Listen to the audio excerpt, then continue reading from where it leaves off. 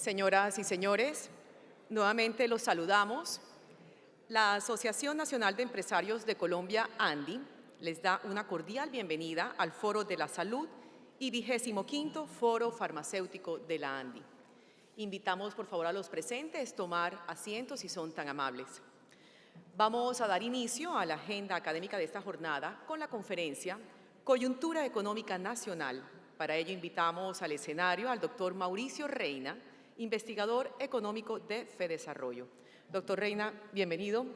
Todo suyo este auditorio. Muchas gracias.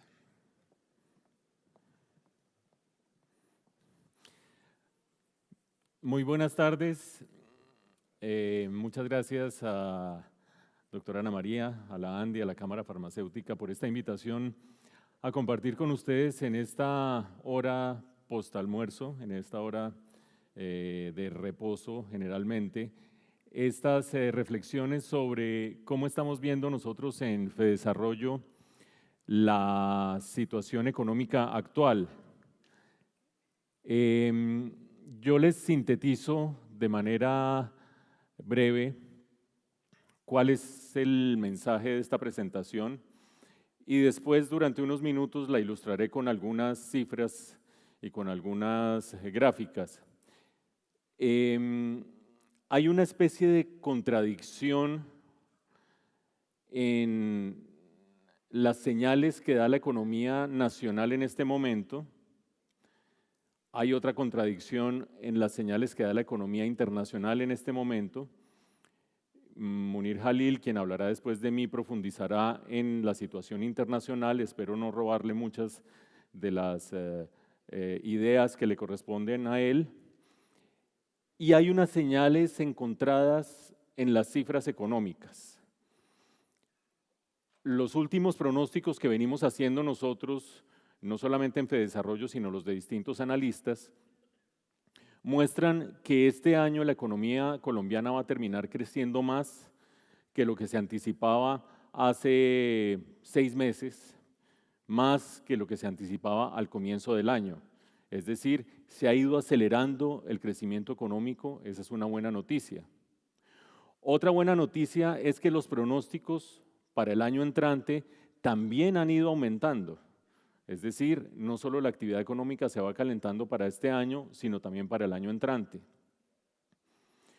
Paralelamente, y aquí está la contradicción, los últimos datos de las encuestas de percepción del consumidor, percepción de los industriales, percepción de los comerciantes, muestran un debilitamiento del optimismo de los distintos agentes económicos. Entonces, ojo a eso, la economía se va acelerando, pero el optimismo en la última, especialmente en los últimos 2 meses, ha dado un quiebre, venía creciendo y ha dado un quiebre. Eso prácticamente tiene nombre propio y se refiere a la perspectiva de una reforma tributaria, pero ya voy a hablar de eso más adelante. Señales contradictorias en el ámbito doméstico, esa aceleración y ese quiebre del optimismo. Pero hay un elemento de fondo detrás de esa situación doméstica que vale la pena tener presente, y es que estamos enfrentados a una coyuntura que nunca es fácil de manejar, y es que el crecimiento económico colombiano en este momento tiene un techo que no conoció en los últimos 12 o 14 años. Durante 12 o 14 años la economía colombiana creció, digamos que durante 12 años, a un promedio del 4,5% anual, a veces un poquito más, a veces un poquito menos, pero con un 4,5% de crecimiento anual. Y las cosas han cambiado por completo y hoy estamos enfrentando un techo que puede estar en el 3,5, 3,6, 3,7, más o menos. Y ese techo nos lleva a pensar en que hay un cambio de era. Una era duró 8 o 10 años, fue una era de abundantes capitales, fue una era de optimismo, fue una era de crecimiento, fue una era de reducción de la pobreza, una era de aumento de la clase media, una era en que los presupuestos de todas las empresas de ustedes tenían unas perspectivas de crecimiento en términos nominales cercanas a los 2 dígitos, si no superando los 2 dígitos, o en algunos casos con metas mucho más ambiciosas. Y ahora estamos abocados a una situación en la que todas esas cifras se están contrayendo por cuenta de que hay un cambio estructural en la economía. Ese cambio estructural en la economía se llama, ya no crecemos al 4,5% o al 4,7%, ahora si bien nos va, crecemos entre 3,5% y 3,9%. ¿Por qué se dio ese cambio de era? Ese es el trasfondo. Todas las primeras cifras que les mencioné, que no se las he mencionado explícitamente, la proyección de crecimiento para este año es de más o menos 2,9%, hace unos meses era de 2,6%, esto se ha ido mejorando. La proyección para el año entrante está alrededor de 3,8%, un poquito por encima del crecimiento potencial de la economía. Todo eso son buenas noticias y en el corto plazo estamos contentos, pero con ese telón de fondo, el telón de fondo es la fiesta del 4,5%, del 4,7%, se terminó. Y se terminó por 2 o 3 motivos fundamentales. El primero de ellos es el obvio, es el precio del petróleo. Nosotros crecimos al 4,5%, 4,7% durante 10 o 12 años, empujados por lo que en algún momento analistas y funcionarios públicos denominaron el viento de cola de la bonanza mineroenergética. Y crecíamos y abundaban los centros comerciales y abundaban las tiendas de marca internacionales y abundaban los carros de lujo y abundaban los Audis y demás, por cuenta de una economía muy dinámica, la segunda en dinamismo de América Latina, dependiendo del año en que uno analice, o la tercera, la segunda o la tercera, pero que era empujada como quien empuja un vehículo. Nosotros andábamos a velocidad de bicicleta de Nairo Quintana, pero empujados por la bonanza mineroenergética. Terminada la bonanza mineroenergética, vamos a ver qué tanto avanza esa bicicleta y resulta que es un triciclo, no tenemos una bicicleta. Ayer salieron los resultados de varios estudios, uno en concreto, el del Foro Económico Mundial, sobre la competitividad de la economía colombiana. Y la competitividad de la economía colombiana, más allá de unos cambios metodológicos que ha hecho el Foro Económico Mundial, sigue siendo la misma de los últimos años, la productividad sigue siendo pobrísima, la productividad de la economía colombiana hace 10 años era la quinta parte de la productividad gringa en promedio de los Estados Unidos, hoy sigue siendo exactamente la misma proporción, es decir, nosotros avanzamos a velocidad de bicicleta, se acabó, se fue quien nos empujara y quedamos andando a velocidad de triciclo, porque mientras andábamos en bicicleta no transformamos ni el capital humano, ni el capital físico, ni la productividad, ni la competitividad. Voy a volver sobre esto al final de la presentación porque son retos centrales para este gobierno. Pero por ahora quiero seguir en esta idea de las contradicciones. La economía crece más este año y el entrante, pero tenemos el telón de fondo de un techo para el crecimiento, de un vidrio que no nos deja crecer a los niveles que traíamos antes. Y ese vidrio tiene, por una parte, el nombre propio del precio del petróleo, pero por otra parte, otro cambio estructural fundamental del entorno. Nosotros cuando crecimos al 4,5%, estábamos en una economía internacional con abundancia de capitales, con tasas de interés reales negativas en Estados Unidos, tasas de interés reales negativas en Europa, producto de unas políticas monetarias súper expansionistas a partir del año 2009. Acuérdense ustedes, 2009, crisis internacional, las economías centrales y desarrolladas entran en crisis, una crisis inmobiliaria, financiera, etcétera, etcétera, y para empujar las economías se abordan políticas monetarias súper expansionistas en Europa y en Estados Unidos, que se traducen en tasas de interés ínfimas, ridículas, reales, en términos reales, negativas. ¿Qué pasa para un hombre de negocios cuando tiene un lugar del mundo en el que se puede fondear con tasas de interés negativas en términos reales? Se endeuda ya y lleva los capitales a donde dan unos rendimientos reales positivos, entre otras América Latina y entre otras Colombia.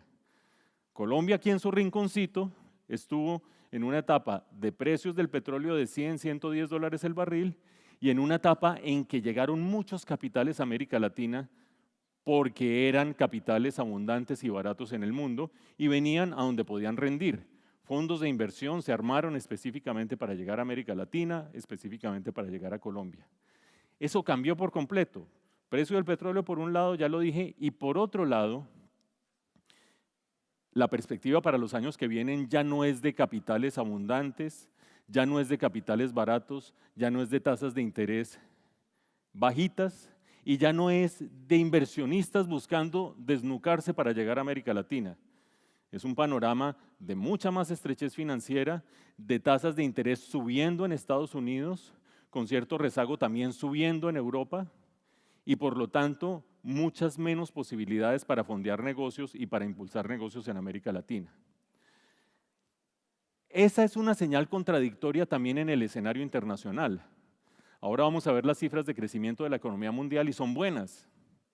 Munir las va a mostrar más adelante con mucho más detalle y son buenas en el presente, pero con ese nubarrón grandotote de un cambio en el entorno financiero y con otro nubarrón grandotote que se llama Donald Trump y sus impredecibles, incluido uno en el que nos vamos a detener, que es el problema diplomático que tiene en este momento con Arabia Saudita, que todavía no es problema para él, pero que está a punto de estallar en cualquier momento. Podemos llegar esta noche a las habitaciones de los hoteles y encontrarnos con que Arabia Saudita aceptó que mató y descuartizó a un periodista opositor en el consulado de Arabia Saudita en Turquía.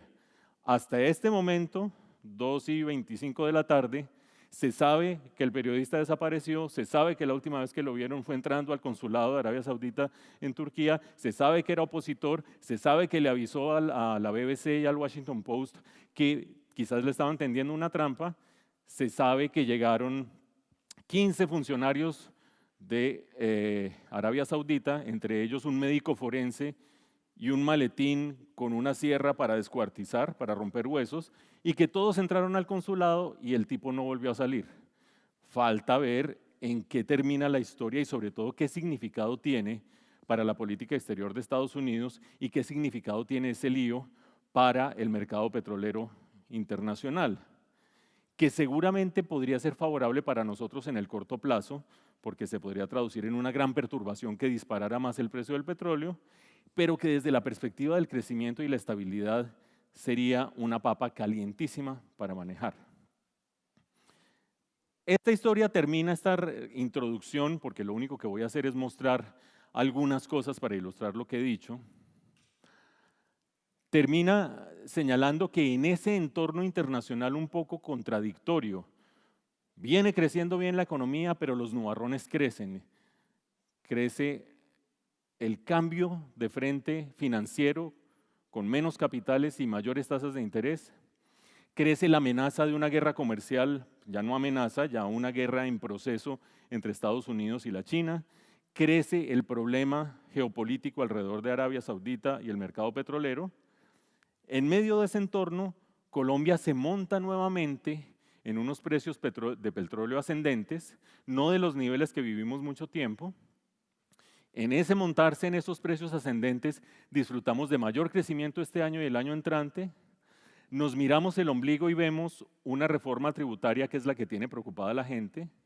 Nos miramos el ombligo y vemos un segundo factor que es que ahora no hay reelección y por lo tanto en 3 años, es decir, en un abrir y cerrar de ojos, vamos a estar en elecciones presidenciales nuevamente y hay amenazas populistas de izquierda en todo el hemisferio, no obstante que Jair Bolsonaro seguramente va a terminar ganando la segunda vuelta en el Brasil. Y hay un tercer elemento que no es poca papa caliente, que es que tenemos 800,000 venezolanos en el mercado laboral colombiano y con unas tasas de crecimiento cada vez más altas. Esa es más o menos la historia en la que estamos parados nosotros. Quiero ilustrar algunas de estas ideas de manera sintética. No me voy a detener tanto en el entorno internacional, porque como les digo, Munir va a tratar el tema en unos momentos. Solo quiero mostrarles las cifras generales para destacar dos cosas. ¿Qué son estas cifras? Proyecciones de crecimiento económico mundial, Estados Unidos y principales países, 2018-2019. Y quiero destacar que Estados Unidos viene creciendo bien. Vean ustedes que venía de 2,2, va para 2,9. No tan bien como pensó Donald Trump cuando hizo su reforma tributaria, en la que redujo impuestos de manera importante, especialmente impuestos corporativos, y que creyó que eso iba a disparar mucho más la economía, pero se viene calentando la economía y sin embargo ese crecimiento no es duradero. Aquí no tenemos proyecciones más allá del 2018, porque en cualquier crecimiento impulsado por una política fiscal en la que yo bajo impuestos o aumento gasto y por lo tanto abro hueco en las finanzas públicas, tarde o temprano hay que cerrar ese hueco. Y al cerrar ese hueco, tóquele al que le toque hacer el ajuste fiscal, vuelve y frena la economía. Esa es la perspectiva en Estados Unidos en este momento. Y quiero mostrar también la desaceleración de China, 6,9, 6,6, 6,2, con dos comentarios. Uno, China por suerte se ha salvado de lo que muchos han venido pronosticando, y es que hay una burbuja financiera e inmobiliaria y de obra pública que podría estallar en cualquier momento y podría tumbar la economía china de raíz. No ha sucedido y se viene pronosticando hace 36 meses. Y no sucede, y no sucede, y no sucede afortunadamente. Pero la economía china sí se va desacelerando. Eso es relevante para el tema de los precios de las materias primas, no tanto para el petróleo, pero sí para la soya, para el cobre, para el carbón incluso. Y esos precios de materias primas son los que jalaron durante mucho tiempo la economía latinoamericana. Entonces, de aquí nos vamos con dos mensajes. Como lo había dicho, una economía mundial fortalecida, pero coyunturalmente, porque más adelante se empieza a frenar la economía gringa y se sigue desacelerando la economía china. Pero con las amenazas que les planteé hace un rato, el cambio de política monetaria en Estados Unidos, que empieza a subir tasas de interés después de haberlas tenido bajitas durante 8 años y que va a voltear los flujos de los capitales hacia los países desarrollados, saliendo de distintos países emergentes, entre ellos América Latina. Y quiero ilustrar eso rápidamente. Teníamos gran estímulo monetario durante mucho tiempo y ahora hay un retiro del estímulo monetario. ¿A qué me refiero con eso?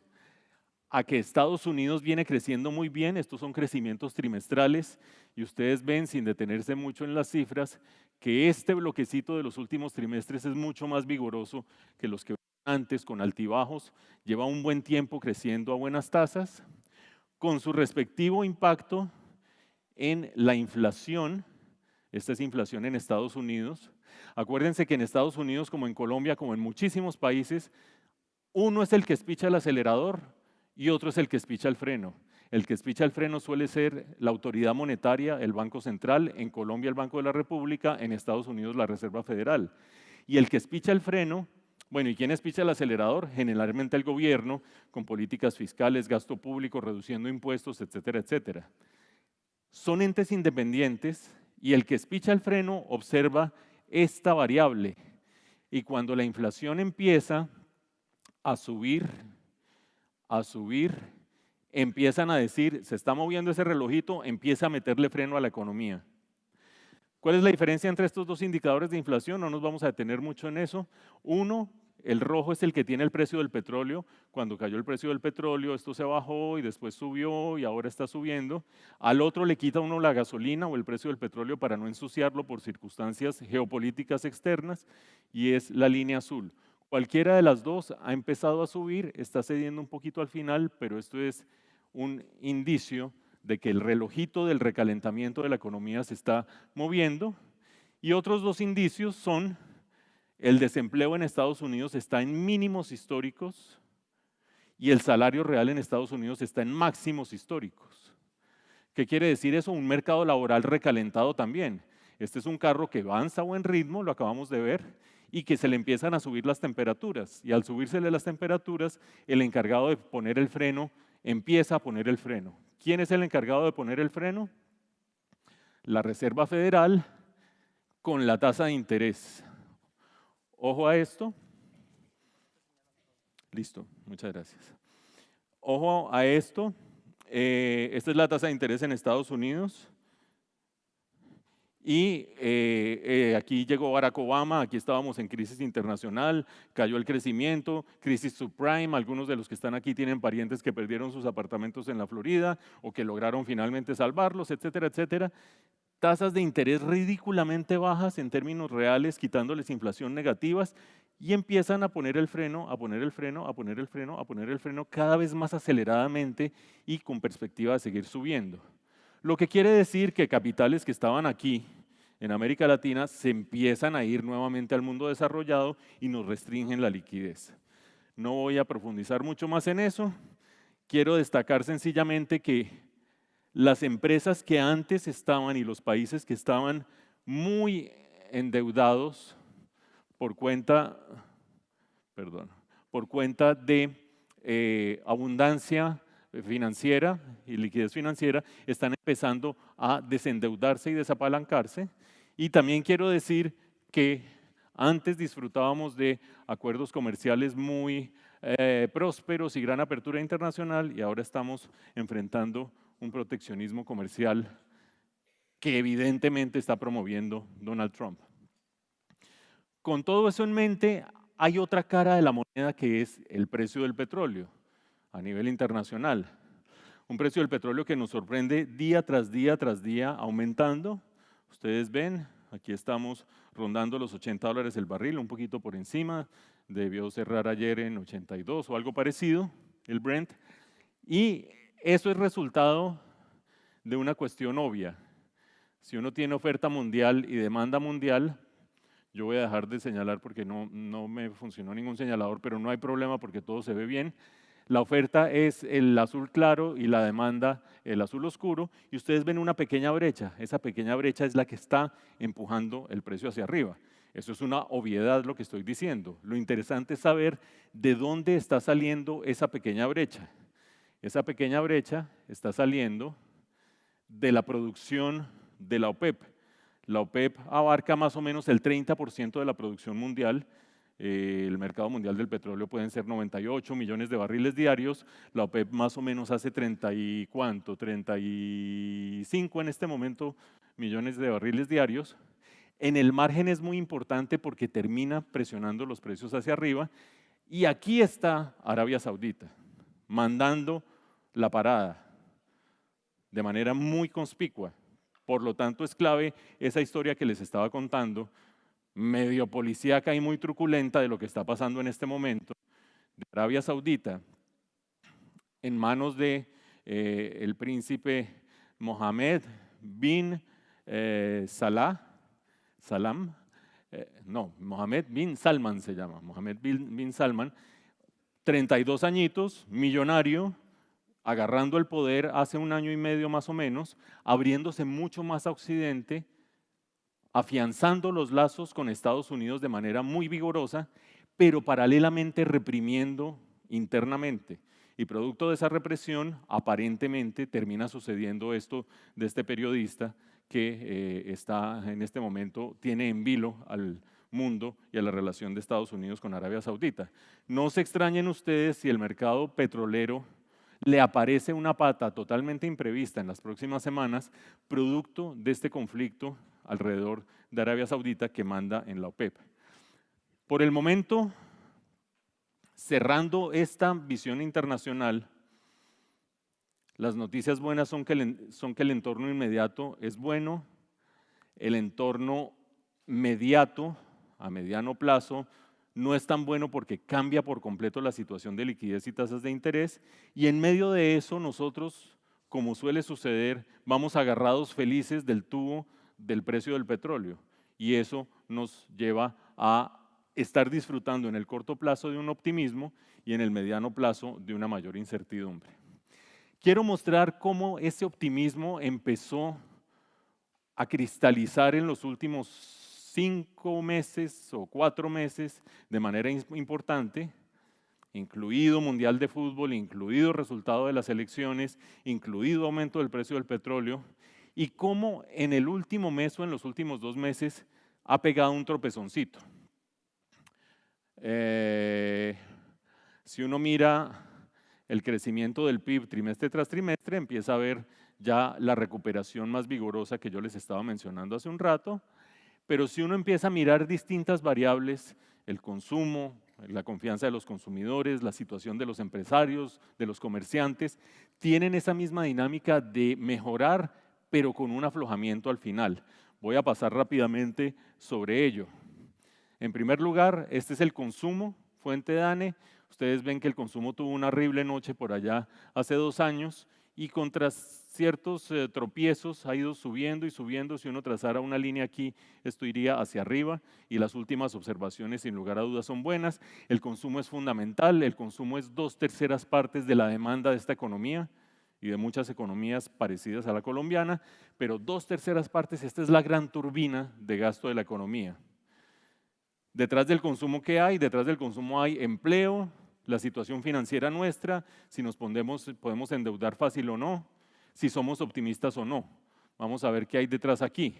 ¿Somos optimistas o no? Esta es la confianza del consumidor que mide Fedesarrollo. Tuvimos una horrible noche de 12 meses de datos negativos. Finalmente sacamos la cabeza hace unos meses y esto iba para arriba y para arriba y para arriba y las últimas 2 observaciones han ido hacia abajo. Esto tiene nombre propio y es perspectiva de reforma tributaria. Siempre que hay una perspectiva de reforma tributaria se debilita la confianza del consumidor. Eso no lo hace menos importante, es igualmente importante esa caída del optimismo y quiero dejarlo señalada, pero no ignoremos la mejora sustancial que se ha dado desde el punto más bajo y en los últimos meses, que es consistente con ese fortalecimiento del consumo. ¿Qué más hay detrás del consumo? La situación del mercado laboral. Quiero llamar la atención de ustedes sobre el gráfico de la izquierda.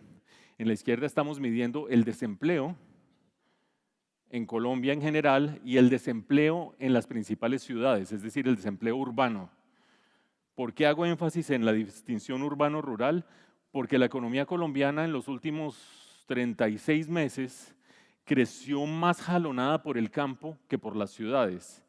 Los mayores crecimientos del agro el año pasado, la perspectiva de este año, fueron jalonando crecimiento rural. Hay gente que dice que algunas regiones del país también han estado jalonadas por el narcotráfico. Cuando uno ve lo que sucede en el suroccidente colombiano hoy en día, es evidente que eso es así. Y una evidencia anecdótica. Ustedes ven que se va a presentar Fito Páez en unas cuantas semanas. Bogotá, Cali, Medellín y Pasto. Jamás un espectáculo de ese estilo pasaba por Pasto, con todo el respeto que le tengo yo a Nariño. Pero es evidente que hay un florecimiento de economía regional que es consistente con todo lo que está sucediendo en términos de expansión de cultivos, donde Nariño tiene casi el 20% de la producción de coca según las distintas evaluaciones. No quiero decir que el crecimiento colombiano sea cocalero, quiero decir que regionalmente tiene un impacto importante. Desempleo aumenta en el total nacional, esa es la noticia mala. La noticia buena es que para una economía que venía creciendo al 4,5% durante 12 años y de repente empieza a crecer al 2%, al 1,8%, al 2,4%, este resultado del mercado laboral es muy bueno. El mercado laboral colombiano ha aguantado bastante bien la desaceleración de la economía.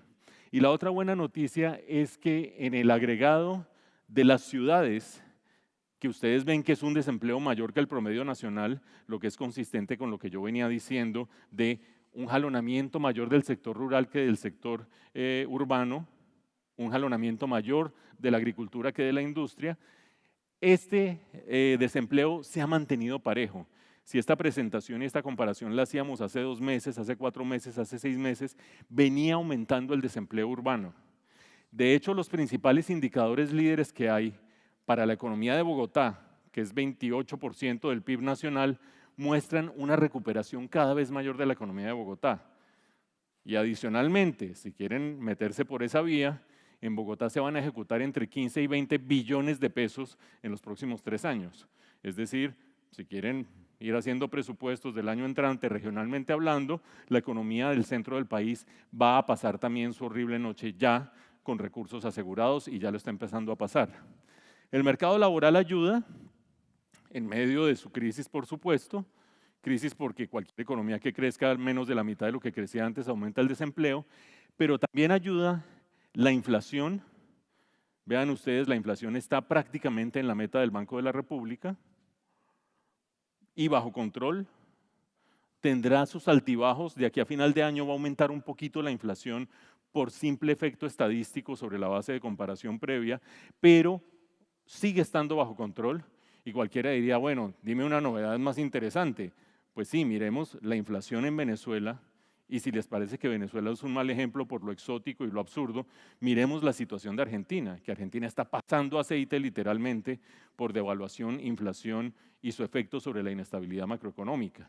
Por lo tanto, no es mala noticia estar con una situación inflacionaria controlada y no es mala noticia porque eso permite tasas de interés controladas, bajas, estables. Las tasas de interés en Colombia van a empezar a aumentar más o menos en marzo, quizás marzo, abril, pero por ahora vamos a terminar año y arrancar año entrante con tasas de interés bajas y estables. Eso es una joya. A nosotros estamos acostumbrados a tener esa estabilidad macro, pero cualquiera que venga de Brasil, de Argentina, de Venezuela ve esto y lo ve con suprema envidia, por lo tanto es un activo que tenemos que valorar. ¿Qué pasa en la industria y en el comercio? Más o menos la misma historia que veníamos diciendo. Una muy buena recuperación en los últimos 12 meses. Vean ustedes las líneas subiendo. Eso es industria, esto es comercio. Y un debilitamiento en los últimos 2 meses.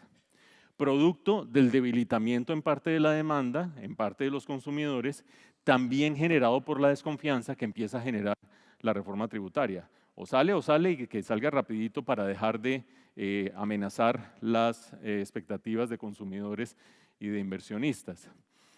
Lo mismo sucede con el índice de confianza comercial e industrial, más o menos 8, 9, 10 meses mejorando y la última observación una colita hacia abajo, producto en gran medida de la incertidumbre sobre la reforma tributaria. Y con eso quiero hacer una breve mención del problema de Venezuela. ¿Qué es lo que acabo de ilustrar? Acabo de ilustrar ese dilema que estamos enfrentando internamente con el que arranqué la charla. Mejores proyecciones de crecimiento en Colombia, mayor optimismo de consumidores, de inversionistas, de industriales, con esa incertidumbre sobre reforma tributaria y con un telón de fondo de que ya no vamos a crecer al 4,5, sino que si bien nos va el año entrante, estaremos alrededor de 3,6, 3,7 y de ahí difícilmente podemos subir, salvo que nos llegue otra bonanza petrolera que nos empuje otra vez a ritmo de bicicleta. Yo no sé ustedes, pero yo no querría tener una bonanza petrolera por cuenta de un conflicto bélico internacional o por cuenta de un problema en Medio Oriente, etcétera, etcétera. Pero vamos a ver, no siempre se da lo que uno quiere, sino lo que termina sucediendo. Y mientras tanto, los titulares nos hablan de 800,000 venezolanos en los últimos 2 años llegando a Colombia. Yo quiero pasarme un poco la situación macro de Venezuela, que no es nada distinto que un gran desastre. Pues vean la inflación actual, vean la liquidez monetaria. Mejor dicho, les cuento la historia rápidamente. En la medida en que se cayó la producción petrolera, que es inverosímil, 3.200.000 barriles diarios hace 10 años, hoy 2018, 1.400.000 o 1.300.000 barriles diarios. Y eso no son precios internacionales, eso es producción doméstica del país que tiene las mayores reservas petroleras del mundo. Eso es ineptitud, eso es corrupción, eso es total mal manejo de PDVSA, tanto desde el punto de vista técnico como político, y es un absurdo para un país tan inmensamente rico tener esa caída de producción. Con esa caída en producción y dependiendo tanto de los recursos petroleros, es obvio que se fue abriendo el déficit fiscal en Venezuela. Un déficit fiscal que puede estar por encima del 20% del Producto Interno Bruto y un déficit fiscal que se ha venido financiando con emisión monetaria. ¿Dónde se subió la curva de emisión monetaria? Cuando se cayó el precio del petróleo. Antes de eso se financiaba con recursos petroleros. Caído el precio del petróleo, empiezo a poner la maquinita de imprimir bolívares que los vuelve totalmente carentes de valor, como es obvio con semejante expansión. Y paralelamente la inflación. Y con esa inflación no hay manera de retener a la población con el deterioro del salario real. Pasamos la frontera y ¿qué pasa de este lado de la frontera? Población migrante nacida en Venezuela, estando en Colombia. Vean ustedes cómo entre 2015 y 2016 prácticamente se duplicó. 2016 a 2017 prácticamente se duplicó, aumento del 94%, aumento del 96%. 2017 a 2018, en el primer semestre, más que se duplicó.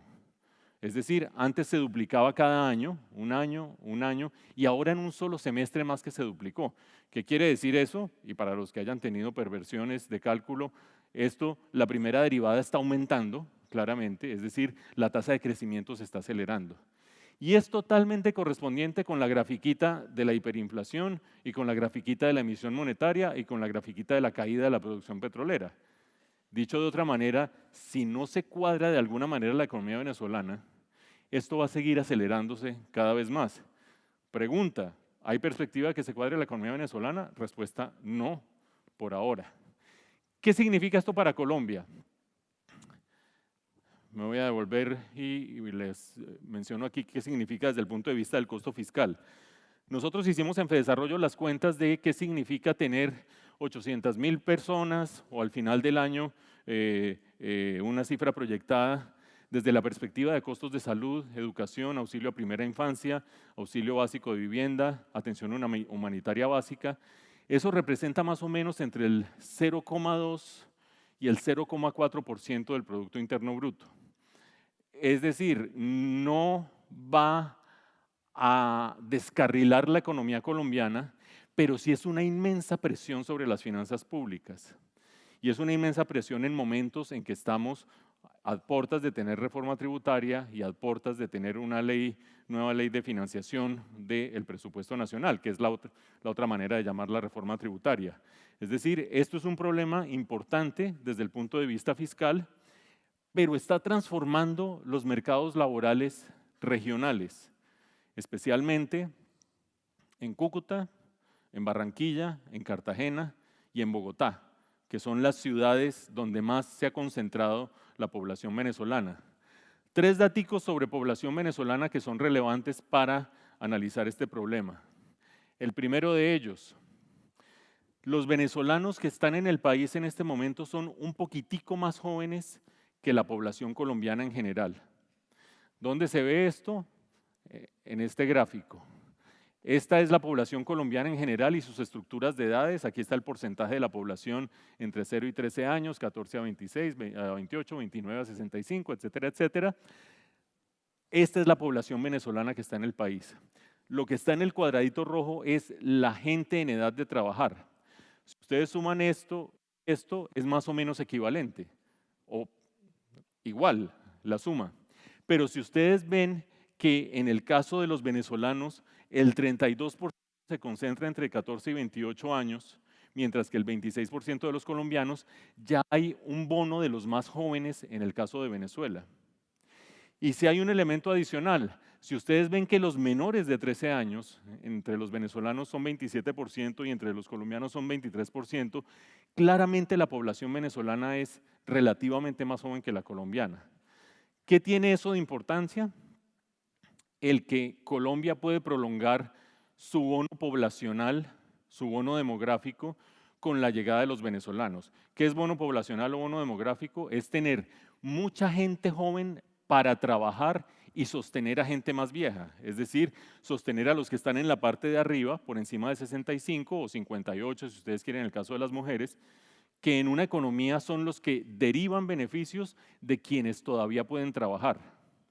Colombia ha tenido siempre más gente trabajando que gente que mantener, y esa situación está cambiando históricamente. Estamos a punto de perder el bono poblacional y tener más necesidad de sostener gente que de tener gente trabajando.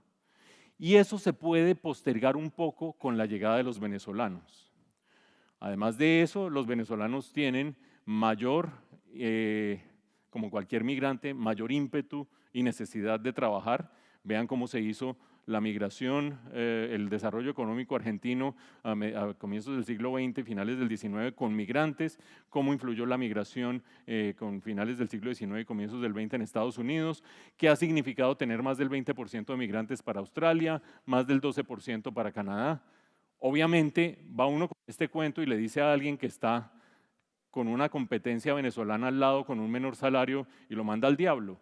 Pero como nosotros tenemos la posibilidad en este recinto y en muchos otros del país de pensar el problema en términos estructurales, es relevante tener presente esa posibilidad de potenciar el mercado laboral colombiano con la llegada de venezolanos. En el corto plazo, con un costo fiscal muy importante y con grandes retos en el mercado laboral de Cúcuta, de Barranquilla, de Cartagena, de Bogotá, y con grandes problemas de potencial inseguridad, pero con un potencial beneficio hacia adelante. Una última reflexión sobre el tema venezolano, o dos reflexiones en realidad, y me voy ya a la parte final de la presentación. La primera reflexión sobre el tema venezolano tiene que ver con los ingresos. Quiero llamar la atención de ustedes sobre este cuadrito de acá arriba. Este es el ingreso mensual promedio de un colombiano, según la encuesta de hogares del DANE, 460.520 pesos. El ingreso promedio del percentil 10, agarro yo los percentiles, lo divido en porcentajes y agarro los percentiles más bajos y tengo 100.000 pesos, y los más altos y tengo 896.000 pesos. Ingreso promedio de la persona. Vean ustedes el equivalente en la población migrante venezolana, también contabilizada a través de la encuesta de hogares que logra diferenciar colombianos de venezolanos. Y uno nota un descuento, llamémoslo así, de más o menos el 15%, ustedes estarán ahí haciendo cuentas, 15-20% en contra del venezolano a favor del colombiano. Eso tiene nombre propio y se llama informalidad o ilegalidad. Y esa informalidad o ilegalidad es algo que debe rápidamente el Estado colombiano conjurar. Los distintos estudios internacionales sobre migración arrojan una conclusión obvia. Si la migración está llegando y no se puede impedir, nota de pie de página, cuando yo tengo una frontera de 2.200 kilómetros de largo, no hay manera de parar un policía en cada 10 metros de esa frontera. Si no se puede impedir, lo mejor que puede hacer un país es integrarla rápidamente desde el punto de vista legal, laboral, educativo y social. Y así ganarse el bono poblacional, ganarse el ímpetu del que llega de migrante y demás. Lo peor que puede suceder es agarrar, me devuelvo a las edades, agarrar a estos 3 por 8, 24, 230.000 niños menores de 13 años y no dejarlos meter al sistema educativo, no incorporarlos rápido a la cultura colombiana y dejarlos allí flotando en medio de la ilegalidad, de la limosna, de la potencial prostitución.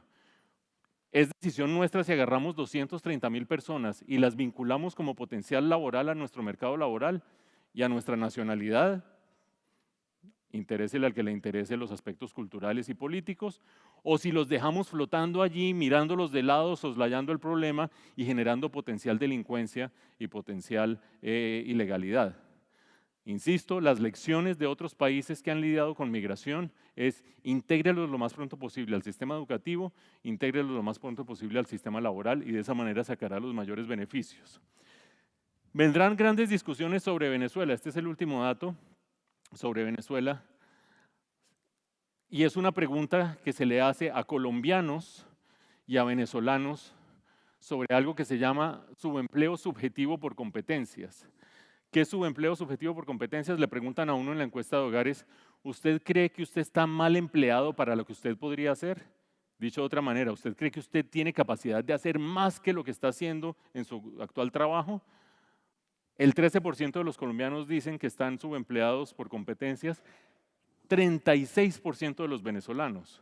Es otra cara de la ilegalidad, la informalidad y de gente que viene con todas las ganas de trabajar en todo y que está o atendiendo un restaurante o cuidando unos carros sintiendo que puede hacer mucho más.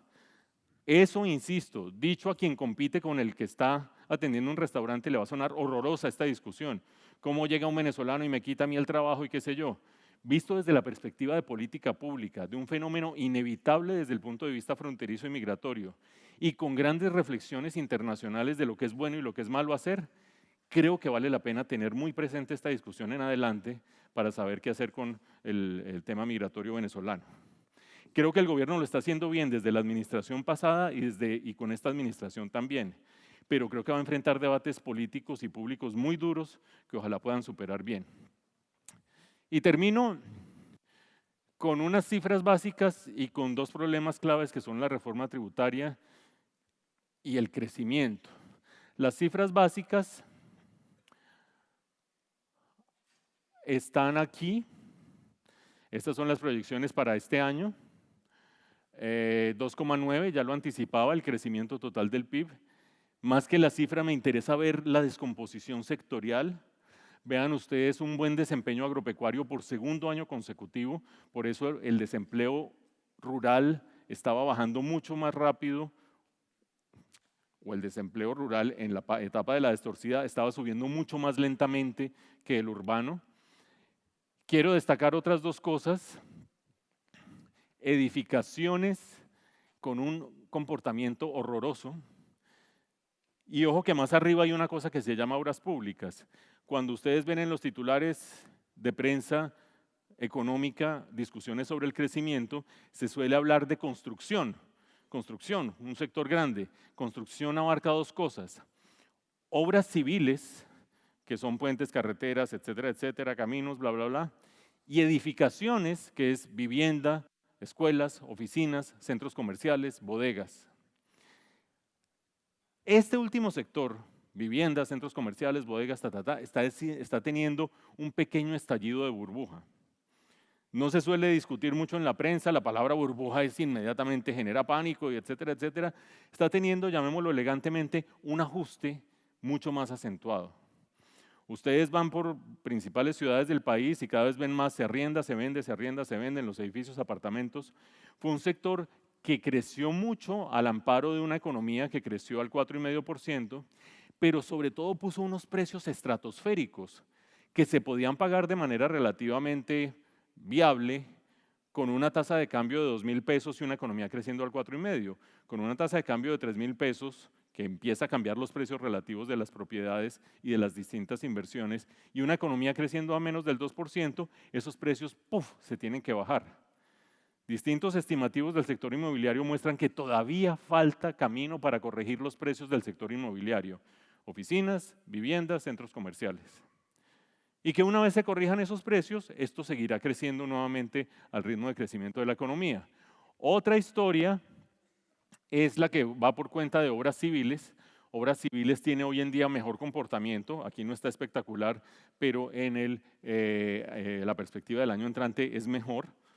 Y tiene que ver con que a diferencia de esa burbuja de precios, en obras civiles arrancaron los proyectos 4G tardíamente, con problemas para el cierre financiero, pero finalmente con cierre financiero, y además de eso hay ejecuciones locales en obras públicas locales que son importantes.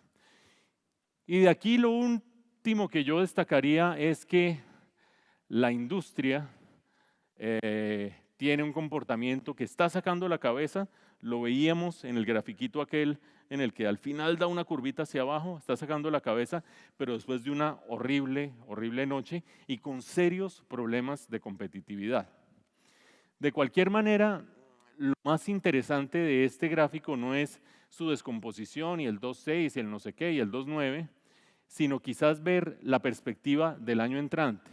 La columna de la mitad son los números del gráfico que estábamos viendo.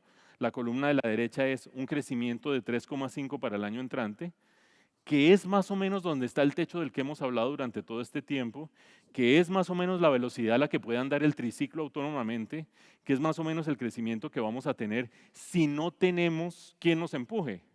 Habrá gente que está diciendo, ojalá el bollo de Arabia Saudita estalle para que el precio se vaya a $120 el barril y volvamos a andar a ritmo de bicicleta.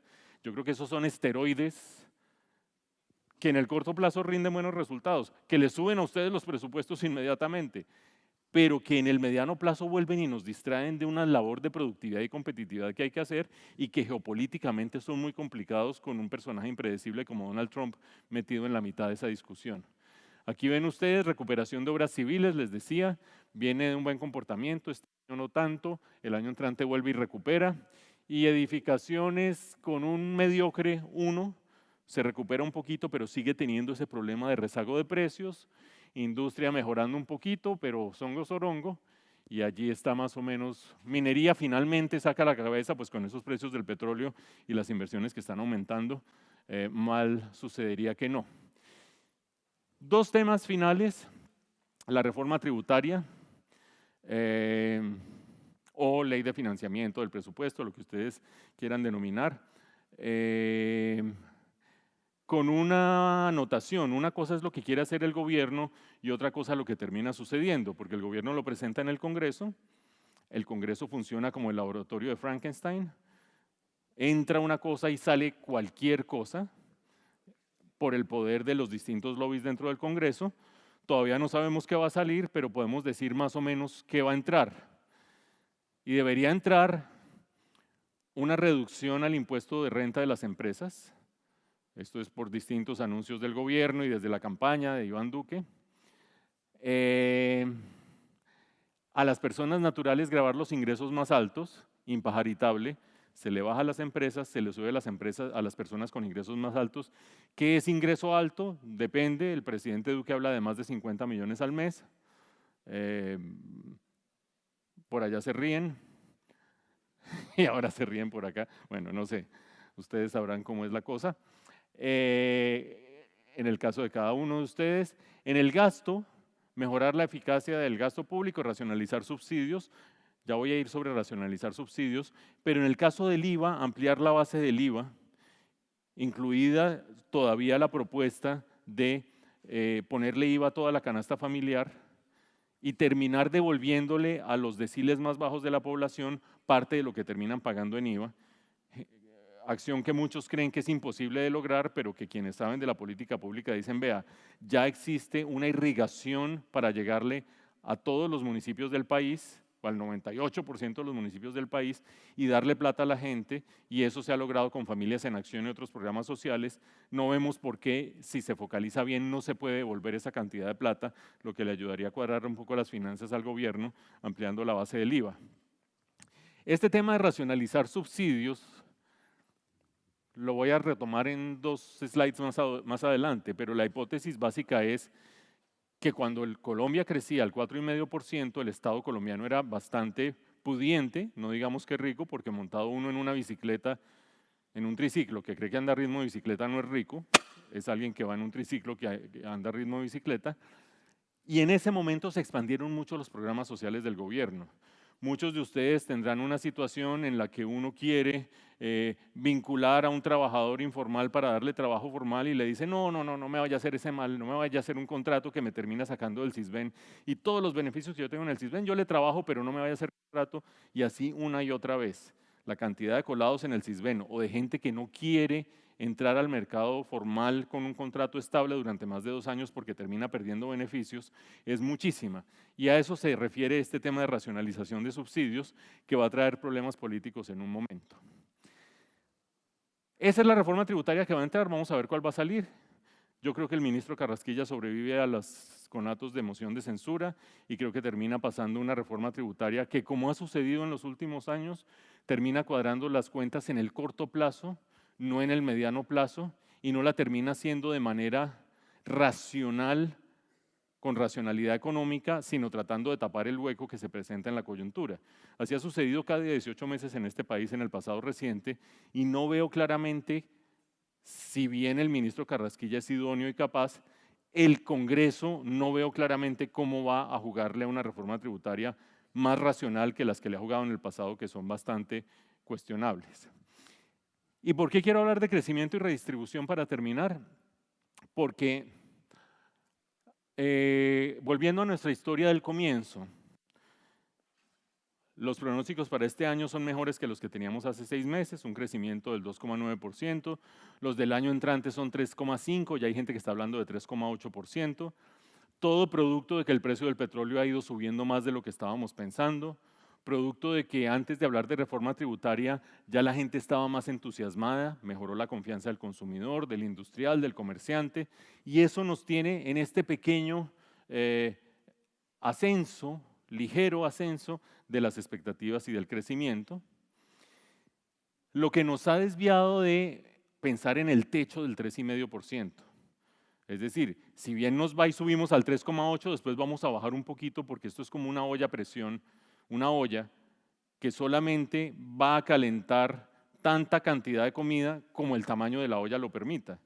El tamaño de la olla es equivalente al triciclo. Nosotros no crecimos la capacidad productiva de la economía, el potencial del capital humano. Durante 12 años no mejoramos en las pruebas PISA, no subimos en los niveles de competitividad.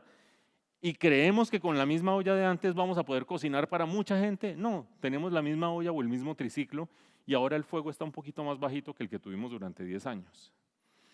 Ese techo de crecimiento es importante en varias dimensiones. Una, la obvia, la tienen ustedes cuando van a hacer presupuestos. Hombre, qué bueno sería volver a crecer al 4,5. Hombre, qué bueno sería volver a crecer a tanto y ahora estamos creciendo menos. Esa es súper obvia. Pero quiero ir a una que a mi juicio es más preocupante. Voy a pararme aquí para no distraer con la lectura. Decía que ya no hay reelección en Colombia y decía que en las últimas elecciones el presidente Duque sacó 11 millones y pico de votos y Gustavo Petro sacó 8 millones de votos, de los cuales dicen que 5 eran prestados del centro y 3 podían ser de él.